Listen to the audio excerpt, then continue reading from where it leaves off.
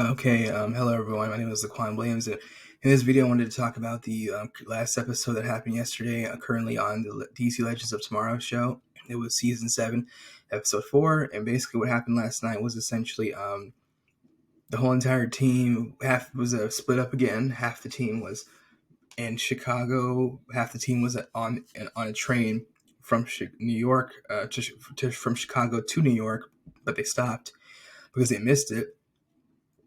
On the train was Azra, Spooner, and Gideon.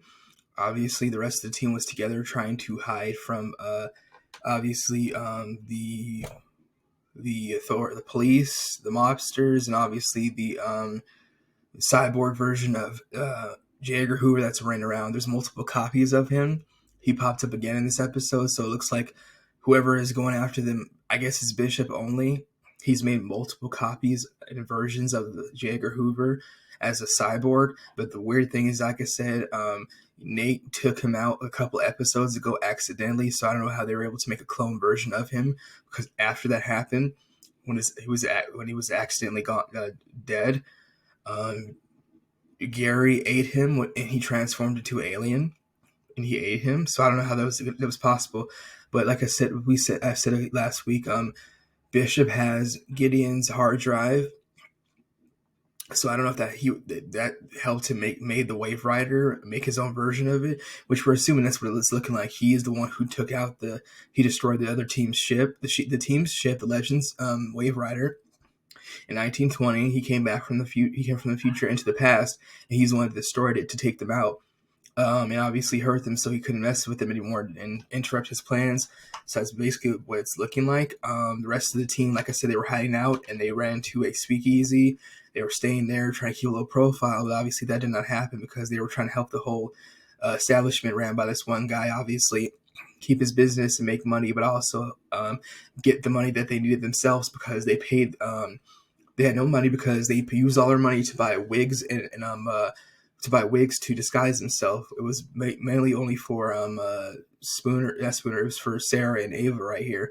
They bought wigs to hide the fact that they're blonde, to reveal to hide their identity as the Bullet Blondes. So they did that. They bought a red wig, and a brown one as well, and also they also bought they just bought a couple wigs. I don't think Zari was wearing one, but she did have one on. But basically they wore the wigs to hide their identity, obviously, but that didn't obviously work out. So because it did help them, but the guy knew who they were, so they had to give him extra money because they were trying to hide from the police.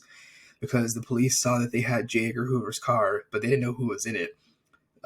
Because who stole it, so they didn't conceal that. They had the car in the streets. The police saw it. They paid the guy extra money to get out his business through the back door. Use the key that they had, the magic key, to obviously. Actually, they didn't use that. No, they ran into the speakeasy's bar. They went before that. Yeah, they ran into the guy who ran the speakeasy, asked him for help, and they ended up helping him to get the money back that they lost in order to pay for their train tickets to New York. So that's basically what they did. So they did that, and obviously after that, they made enough money. But obviously, eventually, what happened? The mob came in there. They shut his business down because they own it, and they took all his money. He was broke. So essentially, what they did was they decided to throw a party, have a musical number, to tell everybody that the Bullet Blondes were going to be there, and that everybody should show up. It was a big, huge party that they had in the Pocket Dimension at John Constantine's house. They were able to leave the door open for everybody to come in. So that's basically what they did. Obviously, this place really is real because it's in a pocket dimension, even though he has his real house, but they're not actually going to be going there at all ever again, really. That's what it looks like. So after, which I thought was weird, like I said, they told everybody that the Bullet Blondes were going to be there. They were there. They did not hide themselves. I thought that was really strange because they're trying to keep a low profile and hide from everybody. The Al Capone cyborg, they were hiding from Al Capone, the police, the FBI, and also J. Edgar Hoover. And the cyborg J. Edgar Hoover that showed up there, and he found them again because, like I said, this robot's able to track them down because whoever sent them, like I said, it's either Bishop or somebody else is able to do that. Found out about them, obviously, and went to go attack them. They confronted him, obviously, and ended up kidnapping him somehow, brought him to the pocket dimension. Now they're going to be interrogating him in the next episode to figure out who's in charge of him, who created him, and obviously who's obviously messy with him. I don't know if they'll find out if it's Bishop in the next episode, which will be episode 5 next week, when they actually finally get to New York and we get to see Matt Ryan obviously fight for the first time as his new character, Professor Gwen Davies, because he's no longer playing John Constantine because HBO Max took the rights to the character, and because there's going to be a new show of John Constantine made by J.J. Abrams and his Bad Robot production company on HBO Max. So the CW can't use that character anymore, so Matt Ryan can't play him. So he's playing a whole different, completely new and made of created character that is only able to be used to help them, obviously, with what they're going through right now. So essentially, that's what they had to do for him in order for him to stay on the show. So basically, we'll see what happens with that.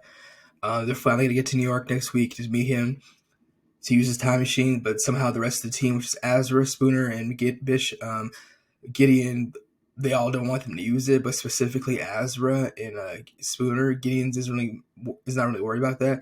They don't want them to use it because they think that's going to screw up the timeline even further and more, obviously, based off what they've obviously done already in the past and what's been messed up currently, and they're trying to figure out, obviously, how they can get back to 2021 since they're stuck in 1925. The separate side, obviously, story was that Azra, Spooner, and Gideon were on the train from New York to Chicago to get to New York, but they missed it. They obviously ran into the team eventually, obviously, but they missed them. They somehow still find them in the next episode, and they meet up at Professor Gwen Davies' house. But they ran into these girls who were in a band called the Masquerades. They joined them to keep a low profile and try to stay under the radar because obviously they're trying to get to meet their friends, obviously the rest of the legends. They help the lead singer out, get away from her boyfriend, who's this big mobster guy.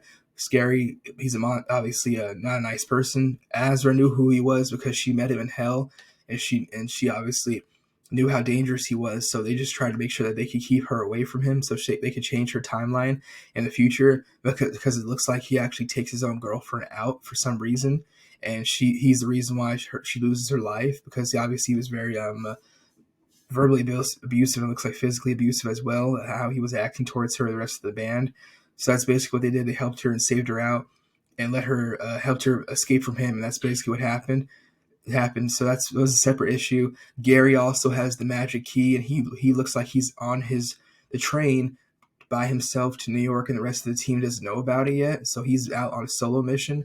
I don't know how that happened, how he got the key, but he has it, and we'll see what happens, obviously, in the next episode. They obviously have to catch up to him. I don't know what his intentions are, but it's looking like he's trying to help the team. I don't know why he decided to take the key and go out on his own, because obviously that kind of makes him look like untrustworthy. But we'll see what happens in the next episode.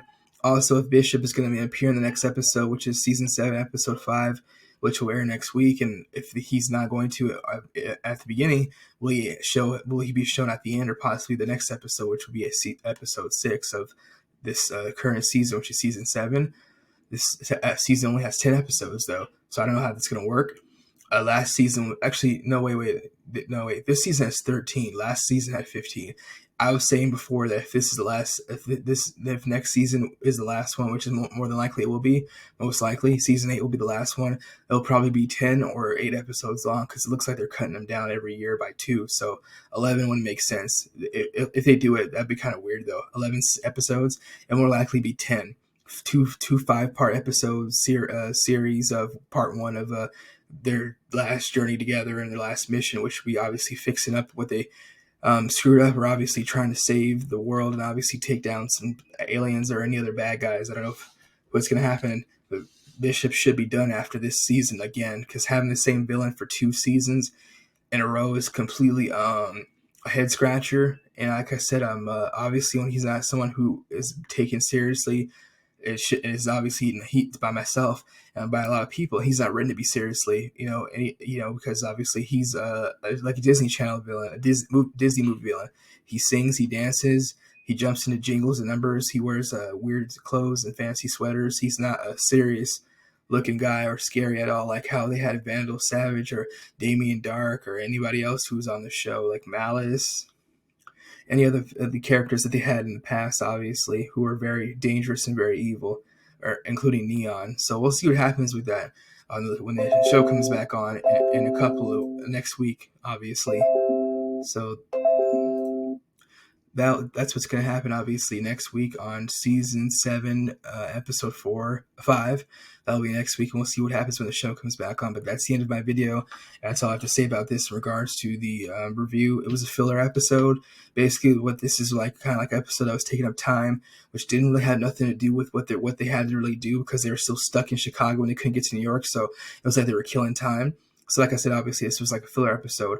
The whole situation with the rest of the team on the train helping that girl out had nothing to do with anything. It had nothing to do with them. Even Spooner said it's none of our business, but Azra wanted to help the girl out, so they did, because she knew who her boyfriend was, as that mobster guy, because she met him in hell, and she knows how much of an evil and mean person he is, which is why they helped her out in the first place, the girl, including the rest of the band.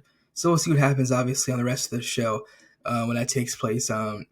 Possibly when it takes place next week when it comes back on. Like I said, it was a filler episode. It was okay. I'm more interested on next week's episode when they finally get to Chicago, New York, finally. And like I said, as far as the J. Edgar Hoover cyborg situation, looks like he's gonna be the only person that they have to worry about besides Bishop, which is obviously very I would say lame. It's just like, it's like he's like the TX-1000 from Terminator 2. You destroy him, he keeps coming back. Or like Jason Voorhees, he just keeps coming back. But somebody's made a whole clone army of him, so they're just going to keep going after the team, and there's going to be no stopping him, obviously. So that's what they're going to have to obviously deal with. That's basically it. That's all I have to say. That's the end of my review, and we'll see what happens in the rest of the show. If this possibly is the last season, or if possibly we won't know until probably halfway through the end of the season, like episode 8 or 9, if they reveal it to be that. The truth, or if the next season more than likely will be the last, and they won't tell us until the season finale that the next season will be the last, and it'll be like about 8 to 10 episodes long. It's been on for a long time. Like I said, the show used to be very fun a long time ago. It's not the case anymore. The villains used to be more serious, and obviously the situations, it was way less comedic. I feel like it's just been injected with too much comedy. It's been overly done. It's kind of like the Guardians of the Galaxy CW TV show on DC, because Marvel owns Guardians of the Galaxy. DC owns this. And also the rest of the DC shows that are on the CW TV network. It's one of them, along with the other ones in the Arrowverse, including Green Arrow, Black Lightning, Superman and Lois, Batwoman, Stargirl, and obviously I think The Flash. That'll be it. And they have a new one coming out too. That's basically it. Yeah, there's really nothing else happening with that.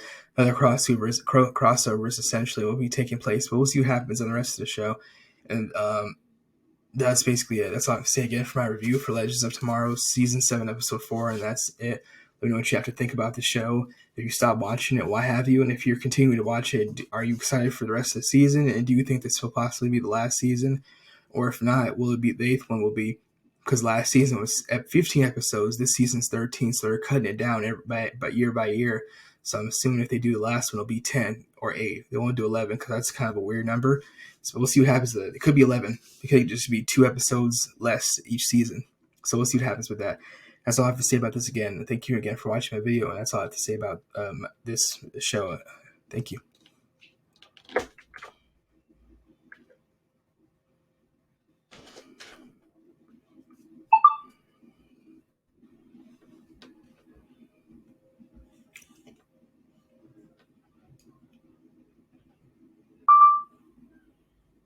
Hmm.